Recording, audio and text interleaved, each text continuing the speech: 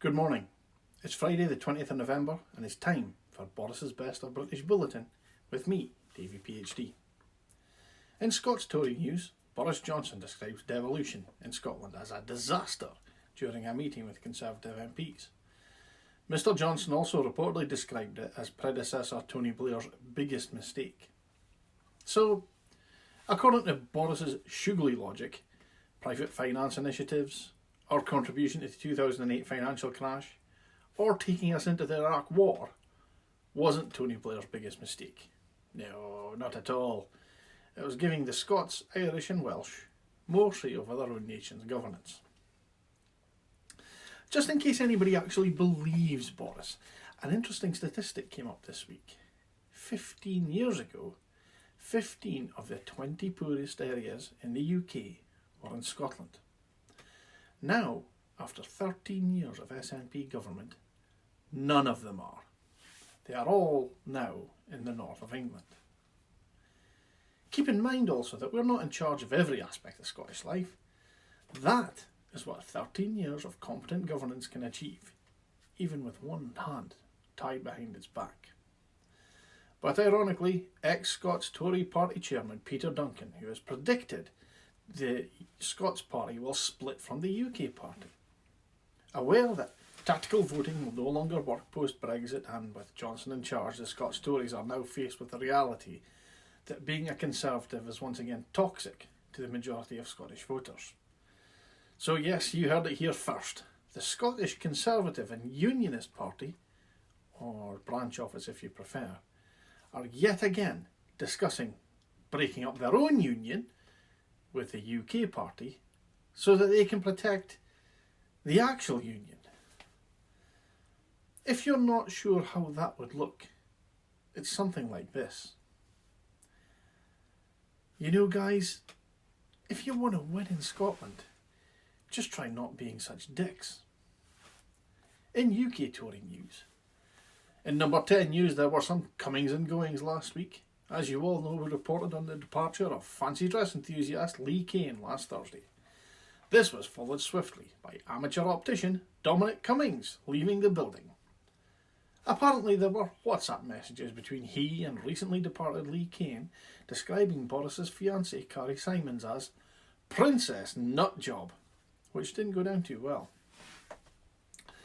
Despite number 10 Downing Street having more than one exit, Dominic left through the front door with a desk clearing box in what many think is a gesture departure, and that he'll still be secretly running the country by Zoom from his house.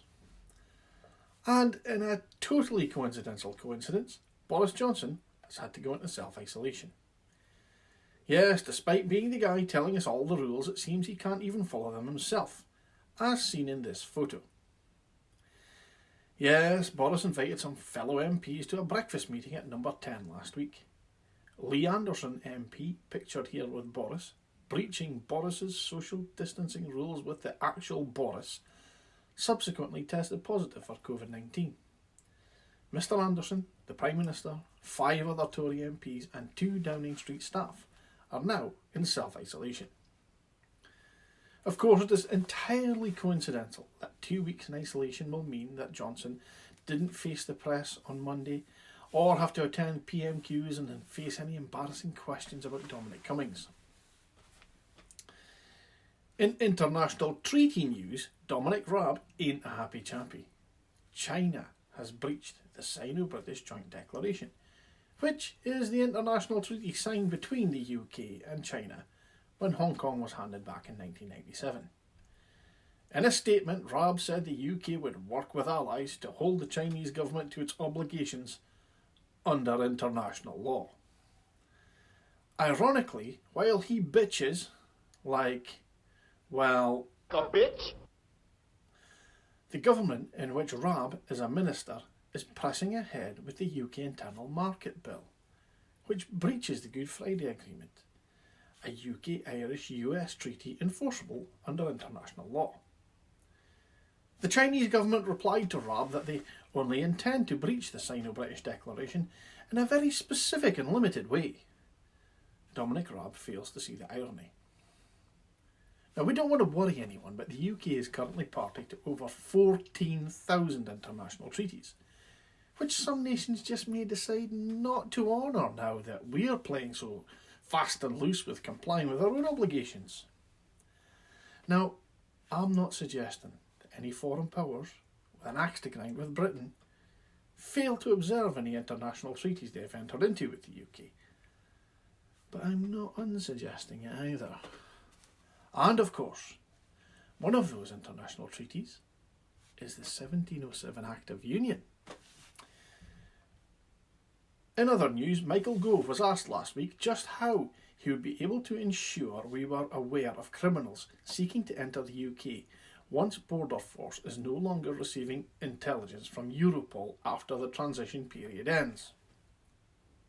After some initial waffle about taking back control, he was pressed for an answer which would have an actual mitigation in it.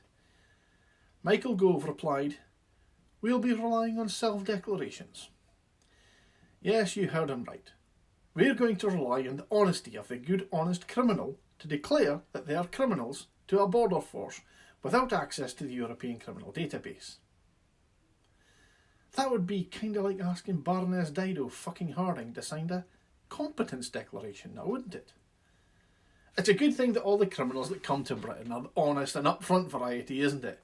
You know the type, honest as the day is long and honour bound to confess their criminality without any coercion on a visa waiver form.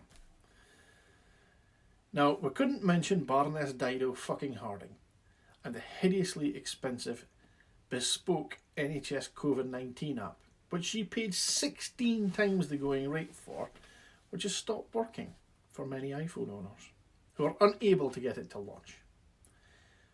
Users report being stuck at a blue loading screen with the contact tracing app's logo, but nothing else happens. Just like most things run by Baroness Dido fucking Harding, nothing happens. And finally, and sadly, I have to report a murder.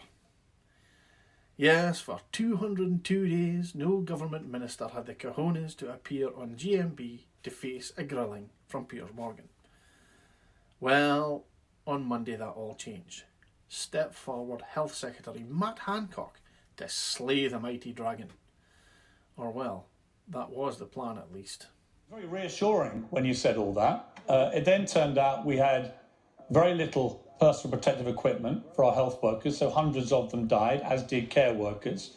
It then turned out that care homes, far from having the ring of protection, which you've been boasting about ever since, we actually sent thousands of elderly people out of hospitals back into care homes without testing them for COVID, so a new epidemic was started in care homes. We let, unlike many countries, 20 million people fly into this country during the first wave, many from corona-ravaged countries. You said that the public didn't need to wear masks. Now you say they do. You said it was fine to shake hands at a time the World Health Organization was warning against shaking hands. You said mass gatherings were fine, which is why the Cheltenham Festival went ahead and Liverpool football matches and pop concerts, and we now know that was a catastrophe. The lockdown was at least 2 weeks too late, and because it was, they reckon 25,000 lives were probably lost. On testing, we stopped community testing at a crucial time because we were pursuing, according to Sir Patrick Vallance and Dominic Cummings, a policy of herd immunity, which we then screechingly reversed.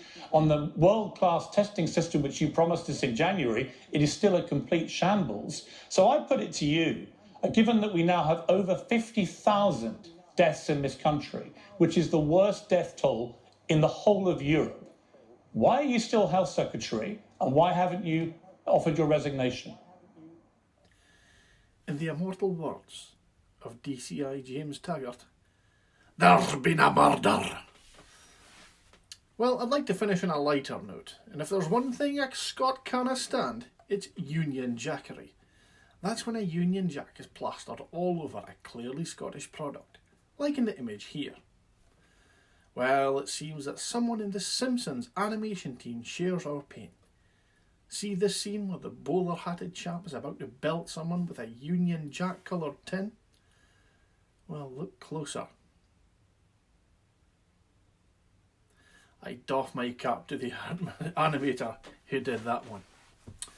Well, folks, have a great weekend. Unless you're Boris Johnson, of course. If you're watching this, Boris, I hope your arsehole heals up and breaks out under your armpit. DaviePHD.